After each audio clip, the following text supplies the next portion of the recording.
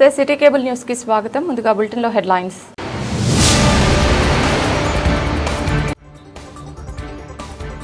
ప్రజావాణి దరఖాస్తులను త్వరితగతిన పూర్తి చేయాలని సంబంధిత అధికారులను ఆదేశించిన జిల్లా కలెక్టర్ గరిమా అగర్వాల్.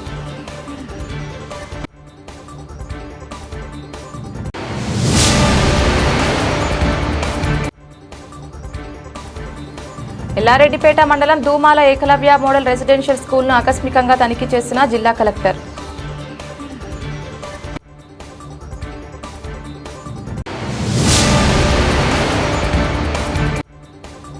రాష్ట్ర ప్రభుత్వం ఆశా వర్కర్ల డిమాండ్లను పరిష్కరించాలని కోరుతూ సిఐటియు ఆధ్వర్యంలో సిరిసిల్ల అంబేద్కర్ చౌక్ వద్ద రాస్తారోకో ధర్నా.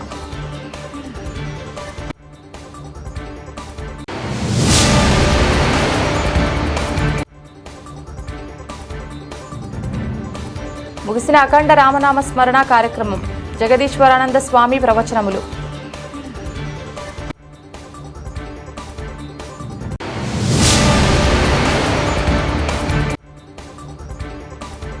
బాధితులకు సత్వర న్యాయం చేయడానికే గ్రీవెన్స్ డే కార్యక్రమమని వెల్లడించిన జిల్లా ఎస్పీ మహేష్ పి గీతే.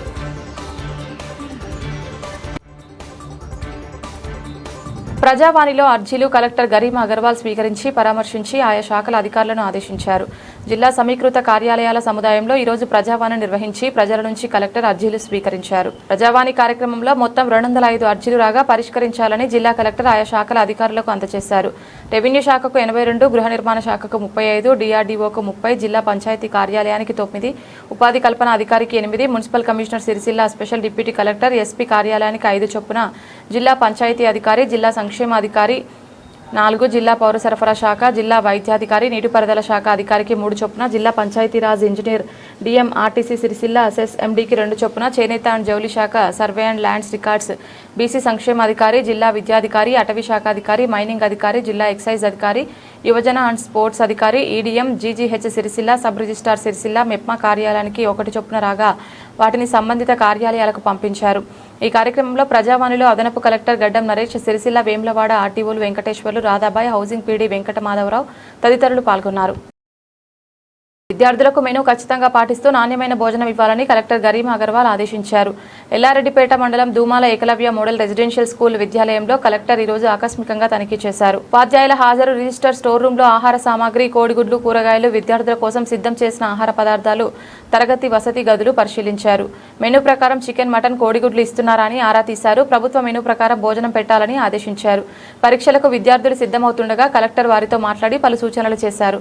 విద్యార్థులందరూ చదువుపై శ్రద్ధ పెట్టాలని, ప్రణాళిక ప్రకారం ముందుకు వెళ్లాలని కలెక్టర్ పేర్కొన్నారు. తాము అనుకున్న ఉద్యోగాలు ఉన్నత స్థానాలకు ఎదగాలని కలెక్టర్ గరిమా అగర్వాల్ ఆకాంక్షించారు.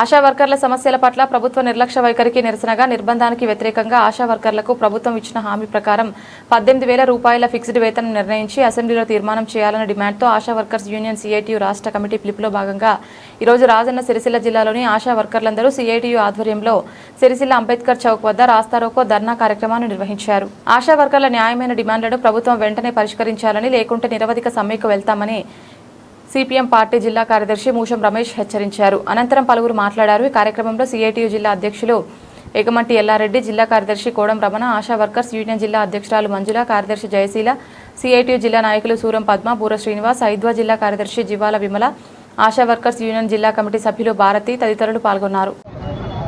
ఈరోజు రాజన్న సిరిసిల్ల జిల్లా అంబేద్కర్ ముందు ఆశా వర్కర్ల మానవహారం చేసి ధర్నా నిర్వహించడం జరుగుతుంది. ఎందుకంటే మన 28వ తారీఖు నాడు చలో హైదరాబాద్ కార్యక్రమం ఉంది కాబట్టి ఆ కార్యక్రమంలో ఎక్కడికక్కడ ఆడవాళ్ళని చూడకుండా ఇళ్లలో నిర్బంధించడము, అరెస్ట్ చేయడము, దానికి నిరసనగా ఈరోజు ఈ కార్యక్రమం చేయడం జరుగుతుంది. కాంగ్రెస్ ప్రభుత్వం మేము వస్తే ఆశా వర్కర్లకు అన్ని సమస్యలు పరిష్కరిస్తామని చెప్పడం జరిగింది. ఇప్పటికీ 27 నెలలు గడిచిన ఆశా వర్కర్ల సమస్యలు పరిష్కరించకపోవడము ఈ ప్రభుత్వానికి సిగ్గుసేటు. వెంటనే వీళ్ళ సమస్యలు పరిష్కరించాలి. లేని పక్షంలో ఈ 15 రోజులు చూసి 15 రోజుల్లో వీళ్ళ సమస్యలు పరిష్కరించకుంటే మొత్తం సమ్మెకు పోతామని హెచ్చరించడం జరుగుతుంది. ఈరోజు రాష్ట్రవ్యాప్త పిలుపులో భాగంగా మేము రాస్తారోకలో పాల్గొనడం అనేది జరిగింది. కాబట్టి గతంలో కూడా చాలా మందికి ఇప్పుడు వచ్చిన అధికారుల్లో కానీ ప్రభుత్వ పరంగా కానీ మాకు సంబంధించిన టోటల్గా మాకు సంబంధించిన వైద్య సిబ్బంది కూడా మాకున్న బాధలు ఏంటి అనేది చెప్పడం జరిగింది. చాలా జీతాలతో మేము రోడ్డెక్కాల్సిన అవసరం వచ్చింది. అప్పుడన్నా నెలకు ఒకసారి జీతాలు పడ్డా కానీ ఉన్నాము. పెంచుతామని మేనిఫెస్టోలో పోయిన గవర్నమెంట్ పెట్టింది, ఈ గవర్నమెంట్ పెట్టింది.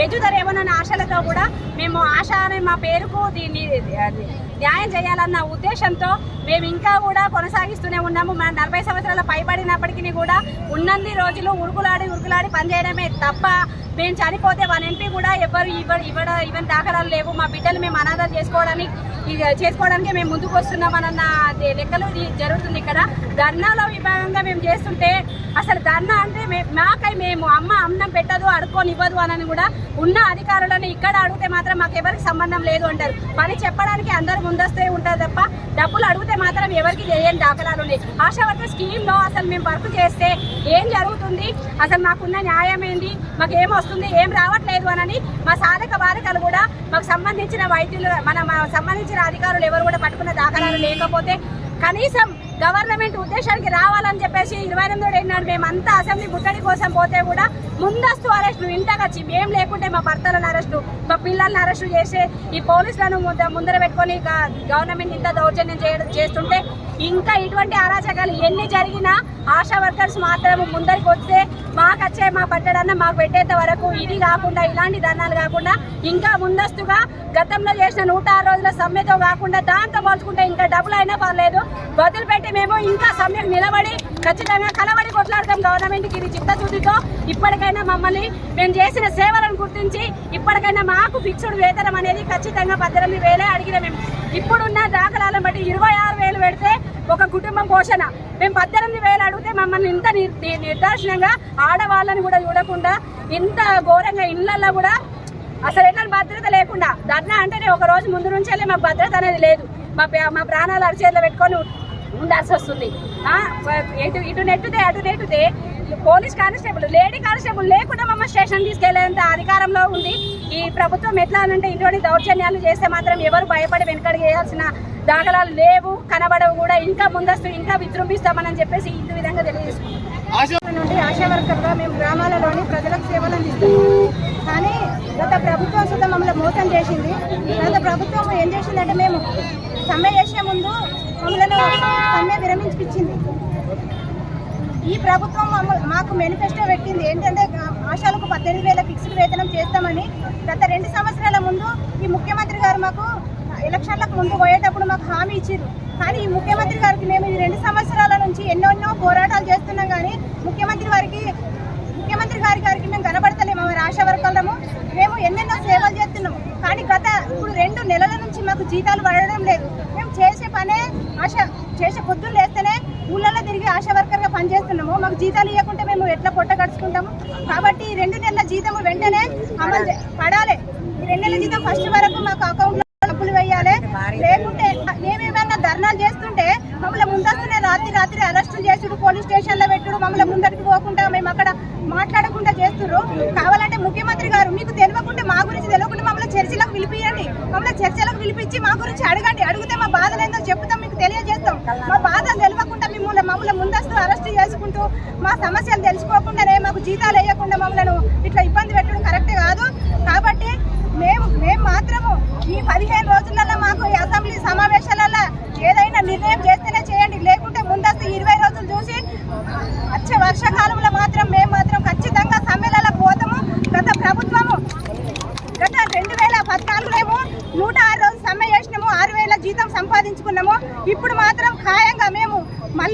వర్షాకాలం సమ్మేళనాలకు పోతాము. మాకు 18,000 ఫిక్స్డ్ వేతనము అమలు చేస్తేనే కానీ లేకుంటే మాత్రం సమ్మేళనాలకు పోతామని గట్టిగా మేము నిర్ణయించుకున్నాం. ఆశా వర్కర్లము ఈ రాష్ట్రంలోని 28,000 మంది ఆశా వర్కర్లు ఉన్నాము. మేము ఆ ప్రభుత్వాన్ని కూలగట్టినాము. ఈ ప్రభుత్వం సుత మాతోడు పెట్టుకుంటే మంచిది కాదు. మేము ఆడపిల్లలండి, బిడ్డాస్ వంటి వాళ్ళ మేము సుత. కాబట్టి మేము ఆడోళ్ళం రోడ్డు మీద ఎక్కుతున్నాం. మేము కనబడతలేదా ముఖ్యమంత్రి గారు? కాబట్టి మమ్మల్ని అందరినీ మా యందు దయతలిచి మాకు 18,000 ఫిక్స్డ్ వేతనం అమలు చేయండి. అమలు చేసి మీకు అసలు మేము కనబడతలేమా? ఒక్కసారైనా మా గురించి 2 సంవత్సరాల నుంచి నోరు ఎందుకు ఇప్పుతలేరు? మేము కనబడతలేమా? మా సేవలు కనబడతలేవా? వెన్సిడి స్క్రీనింగ్ అని మేము ఎక్కడెక్కడో మళ్ళీ అందరినీ తీసుకొచ్చుకుంటూ మేము వాళ్ళకి వెన్సిడి స్క్రీనింగ్ చేసుడు, టీబీ వాళ్ళని తీసుకొచ్చి వాళ్ళకి మందులు ఇప్పించడము, ఎయిడ్స్లను తీసుకొచ్చు, పిఎన్సీలను తీసుకొచ్చు, ప్రతి దాన్ని మమ్మల్ని టార్గెట్ పెడతారు. పిఎన్సీలలో మాకు ఎన్ని బాధలు ఉన్నాయో మీకు కనబడతలేవు కావచ్చు, మీ దృష్టికి వస్తలేదు కావచ్చు. కానీ కాబట్టి ముఖ్యమంత్రి గారు ఈ అసెంబ్లీ సమావేశాలలో మా గురించి నిర్ణయం ఏదైనా ఒకటి తీసుకొని మా ఎందుకు దయతల్చమని మేము కోరుకుంటున్నాం.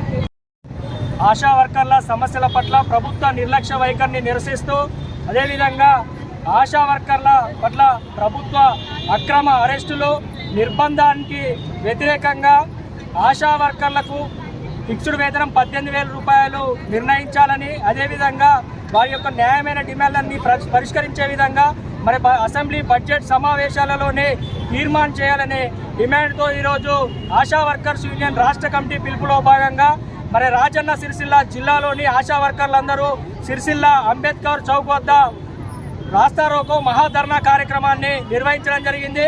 మరి ప్రజల ఆరోగ్యాల్ని కాపాడడం కోసం తమ ఆరోగ్యాలను పణంగా పెట్టి పనిచేస్తున్నటువంటి ఆశా వర్కర్ల పట్ల ప్రభుత్వం నిర్లక్ష్యంగా వ్యవహరిస్తూ ఉంది.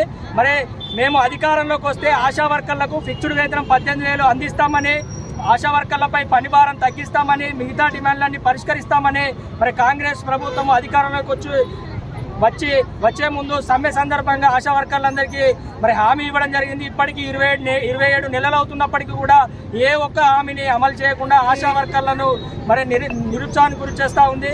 మరి మొన్న మార్చి 28వ తేదీన మరి చెలో ఇందిరా పార్క్ ధర్నా పిలుపునిచ్చినటువంటి సందర్భంగా మరి ఆశా వర్కర్లను అర్ధరాత్రి నుంచే పోలీసుల చేత అక్రమ అరెస్టులు చేయిస్తూ మరి నిర్బంధాన్ని ప్రయోగించడం జరిగింది. మరి నిర్బంధాలను తట్టుకొని హైదరాబాద్ ఇందిరా పార్క్ ధర్నాకు వెళ్ళినటువంటి మరి సిఐటియు నాయకులను, ఆశా వర్కర్లను ఎక్కడికక్కడ పోలీసులు మరి రోడ్లపై ఈడ్చుకుంటూ అక్రమంగా అరెస్టులు చేయడం జరిగింది. మరి దీన్ని తీవ్రంగా మేము ఖండిస్తూ ఉన్నాము. మరి ఆశా వర్కర్ల న్యాయమైన డిమాండ్లను వెంటనే అసెంబ్లీ సమావేశాల్లో ముఖ్యమంత్రి గారు పరిష్కారం చేయాలని చెప్పి మేము డిమాండ్ చేస్తూ ఉన్నాము. ఫిక్స్డ్ వేతనం 18,000 రూపాయలు అమలు చేయాలి. అదేవిధంగా ఆశా వర్కర్లపై అదనపు పని చేయించుకోవడం జరుగుతుంది. అదనపు పని భారాన్ని తగ్గించాలని డిమాండ్ చేస్తూ ఉన్నాము. మరి ఆశా వర్కర్లు అంటే మరి కరోనా కాలంలో వారు చేసిన సేవలను మరి ప్రభుత్వము, మంత్రులు, ముఖ్యమంత్రులేమో ఆశా వర్కర్ల సేవలు వెలకట్టలేదని చెప్తా ఉన్నారు. ఒకవైపు WHO వరల్డ్ హెల్త్ ఆర్గనైజేషన్ కూడా గ్లోబల్ హెల్త్ లీడర్స్ అనే గొప్పగా ప్రశంసించింది. కానీ ఈ రాష్ట్ర ప్రభుత్వానికి మరి ఆశా వర్కర్ల సేవలు కనబడటం లేదా అని చెప్పి మేము అడుగుతూ ఉన్నాము. మరి ఇప్పటికీ 27 నెలలు అవుతా ఉంది. మీరు ఇచ్చిన హామీలు ఎందుకు అమలు చేయడం లేదని అడిగితే కూడా మరి అడగనే హక్కు లేకుండా ఈ ప్రభుత్వము గొంతు నొక్కే ప్రయత్నం చేస్తూ ఉంది. మరి ముఖ్యమంత్రి గారు ప్రజాస్వామ్యంలో మరి సమస్యలను మీరు మరి నిరసనల ద్వారా, ధర్నాల ద్వారా తెలియజేసుకోవచ్చు అని ఒకవైపు చెప్తూనే మరోవైపు మరి తమ హక్కుల కోసం ధర్నా చేస్తున్నటువంటి వీరిని మరి నిర్బంధించడం ఇది సరికాదు. వెంటనే రాష్ట్ర ప్రభుత్వం, ముఖ్యమంత్రి గారు ఆశా వర్కర్ల సమస్యలపైన డిమాండ్లను వెంటనే పరిష్కరించాలి. లేకుంటే కనుక మరి రానున్న రోజుల్లో మొత్తం ఆశా వర్కర్లందరూ కూడా నిధులు పనిచేసి నిరోధక సమ్మెలోకి వెళ్తామని చెప్పి సందర్భంగా హెచ్చరిస్తూ ఉన్నాం. సిరిసిల్ల పట్టణం బీవై నగర్లోని శ్రీ భక్తాంజనేయ స్వామి శివ పంచాయతన దేవస్థానంలో శ్రీ జగదీశ్వర ఆశ్రమం కోరుట్ల పీఠాధిపతి అఖిలాంధ్ర సాధు పరిషత్ ప్రధాన కార్యదర్శి అయిన శ్రీ శ్రీ శ్రీ జగదీశ్వరానంద స్వామివారి పర్యవేక్షణలో హనుమాన్ పరివార్ సిరిసిల్ల వారి ఆధ్వర్యంలో 24 గంటల పాటు నిర్విరామ అఖండ రామనామ స్మరణ కార్యక్రమం నిర్వహించారు. అనేక మంది భక్తులు వారి వారి సమయానుకూలంగా ఈ అఖండ పారాయణంలో పాల్గొని రామనామ స్మరణ చేశారు. శ్రీ శ్రీ శ్రీ జగదీశ్వరానంద స్వాముల వారు భక్తులను ఉద్దేశించి తమ అమూల్య ప్రవచనంలో వినిపించారు. రామ అనే నామం అత్యంత శక్తివంతమైందని, దానిని స్మరించినంత మాత్రమున మానవులను భవసాగరం నుండి బయటపడవేయడమే కాకుండా సిరి సంపదలను మోక్షాన్ని కూడా పొందవచ్చని తెలియజేశారు. ఆత్మశుద్ధితో భగవంతుని ఆరాధించే భక్తులకు పరమాత్మ వారి కష్టాలను అధిగమించే శక్తిని ప్రసాదిస్తారని తెలియజేశారు. రామనామాన్ని జపించడం స్మరించడం కాకుండా కేవలం విన్నంత మాత్రంలో కూడా వారికి భగవంతుని అనుగ్రహం లభిస్తుందని తెలిపారు. అన్ని దేవాలయంలో మాదిరిగా ఈ దేవాలయం కేవలం దైవ నిలయంగా కాకుండా బ్రహ్మ జ్ఞానాన్ని అందించే గురు నిలయంగా విరాజిల్లుతుందని స్వామి తెలియజేశారు. హనుమాన్ పరివార్ వారు నిర్వహించిన ఈ కార్యక్రమం ముగింపు సందర్భంగా శ్రీ హనుమాన్ల రామనారాయణ, లకావత్ మోతిలాల్, గోషిక చంద్రకాంత్, లకావత్ రామరెడ్డి, మహేందర్, పంతులు, మెరుగు మల్లేశం, సాయి, రాజమణి, కళా ప్రమీల, లతా, రమ మొదలగు వారు శ్రీ జగదీశ్వరానంద స్వామివారిని ఘనంగా సన్మానించారు. భక్తులందరికీ స్వామివారి ఆశీస్సులు అందజేశారు. అనంతరం భక్తులకు అన్నదానం చేశారు.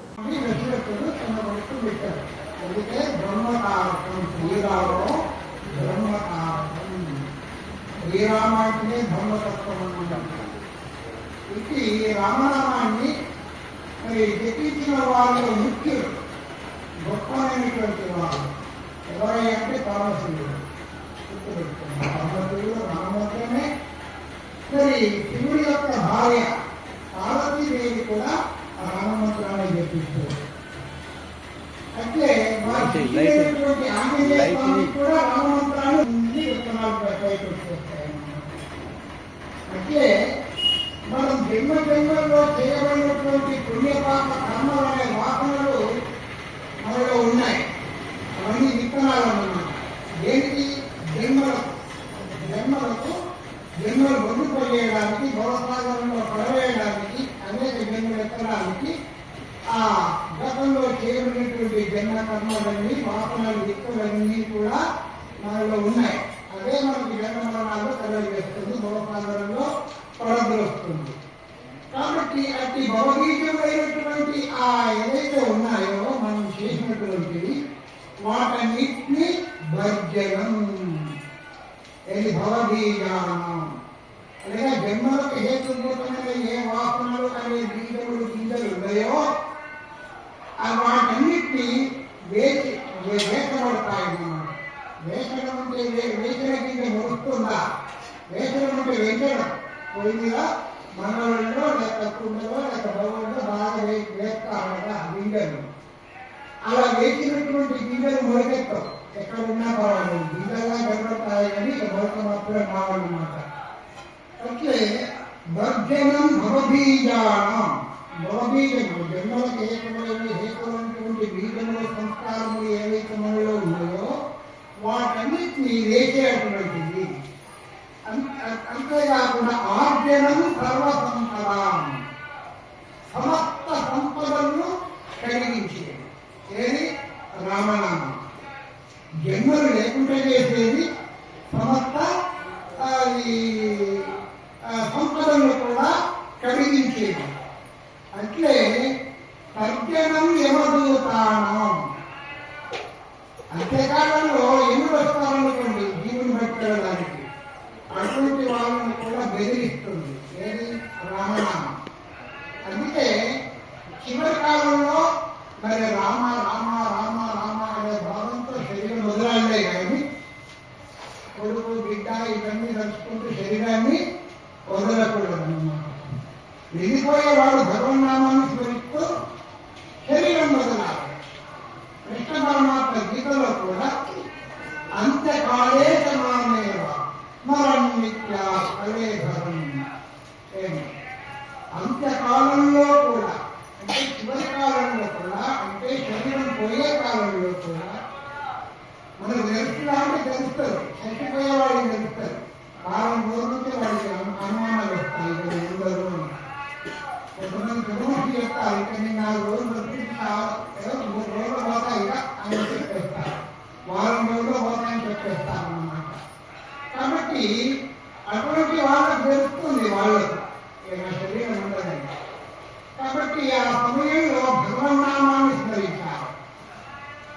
ఏ సమయమైనా శ్వాస పోతే పోవుగా, శ్వాస ఆగిపోతే ఆగిపోవుగా, కానీ ప్రతి శ్వాసలో ఆ రామనామాన్ని జపించవచ్చు. మరి ఇందాక ఈ 24 గంటలు మన కంఠం చేత వృక్షేశ్వరం చేత భగవన్నామాన్ని జపించారు శ్రీరామమంత్రాన్ని. అదే శ్వాస ద్వారా కూడా జపించేస్తుంది, దాన్ని చాలా సంబంధించాలన్నమాట. కాబట్టి శ్వాస బయటకి లోపలికి వెళ్ళేటప్పుడు రాని, బయటకు వచ్చేటప్పుడు మా అని మన భావన ఉంచాలి. రా మా, రా మా, ఇక బయటకు వచ్చినప్పుడు మా, లోపలికి వెళ్ళేటప్పుడు రా అనే భావనతో మన శ్వాస వేయాలని వదలాలన్నమాట. అది తద్వారా లాభమేమిటి అంటే మనస్సు ప్రపంచంలో ఉన్న విషయాల చింతకు వెళ్ళదు, ఏ విషయాన్ని గురించుకుంటా ఉంటుంది. నిన్నటి నుండి ఇప్పటి వరకు ఎవరైతే శ్రీరామ మంత్రాన్ని చెప్పినారో అటువంటి వాళ్ళ మనసు అక్కడ పోయిందా? పోయి వెనుక ఉన్నటువంటి వాళ్ళు అది కళ్ళని అందుకున్న వాళ్ళకి మనసు పోయిందా? పోలే. ఒకవేళ ఊరికైనా విన్నారనుకోండి, వాళ్ళ చెవుల్లో అదే నామం, వాళ్ళ మనసు కూడా సాధారణంగా ఎక్కడ పోదు. కానీ ఇక్కడ ఉన్నటువంటి వాళ్ళంతా నిజంగా ఉండదన్నమాట. కొంచెం ఇంకా మళ్ళీ విడిచిపెట్టేస్తారు, లేక పదవి పడతారు ఇంట్లో వాళ్ళు. మొత్తం మీద కొద్ది కాలం వాళ్ళు గంటో అరగంటో వాళ్ళకి పోసినంత కాలం ఇక్కడ నామాన్ని చెప్పారు. ధనం ఎంత సంపాదించినా ఇక ఇంకా కావాలనుకుంటుందా, లేకపోతే ఇక కావాలనుకుంటుందా? లేదు, అంతు లేదు. ఎంత వస్తే అంత కుప్ప పెట్టుతూ ఉంటారు ఇంట్లో.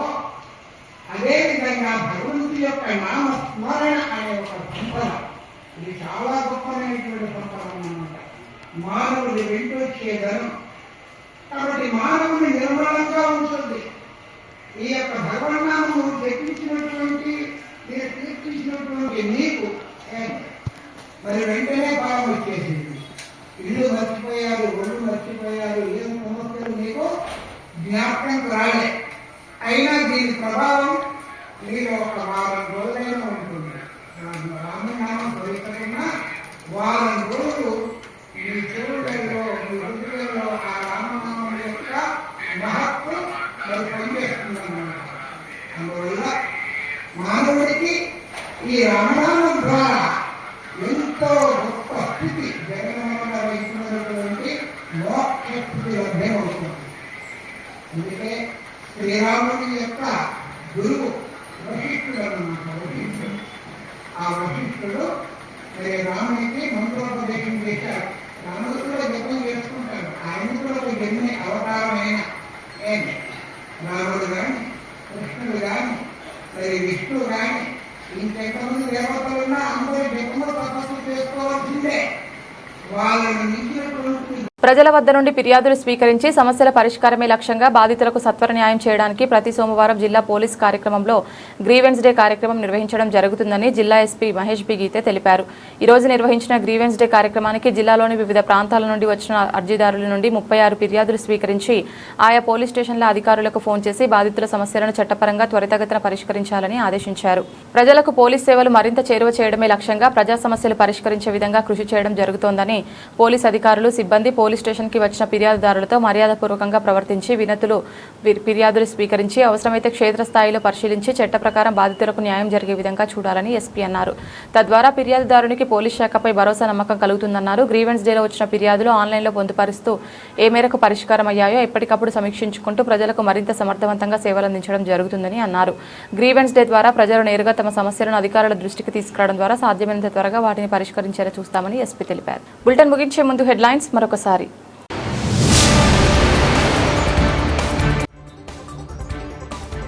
ప్రజావాణి దరఖాస్తులను త్వరితగతిన పూర్తి చేయాలని సంబంధిత అధికారులను ఆదేశించిన జిల్లా కలెక్టర్ గరిమా అగర్వాల్.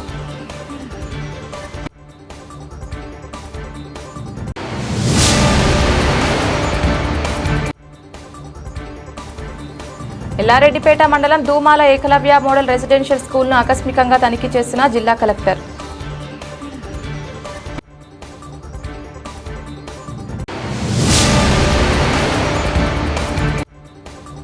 రాష్ట్ర ప్రభుత్వం ఆశా వర్కర్ల డిమాండ్లను పరిష్కరించాలని కోరుతూ సిఐటియు ఆధ్వర్యంలో సిరిసిల్ల అంబేద్కర్ చౌక్ వద్ద రాస్తారోకో ధర్నా.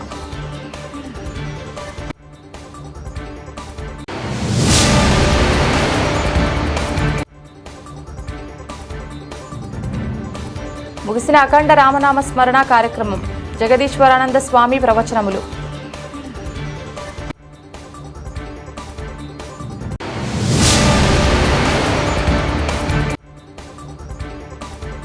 బాధితులకు సత్వర న్యాయం చేయడానికే గ్రీవెన్స్ డే కార్యక్రమమని వెల్లడించిన జిల్లా ఎస్పీ మహేష్ పి గీతే.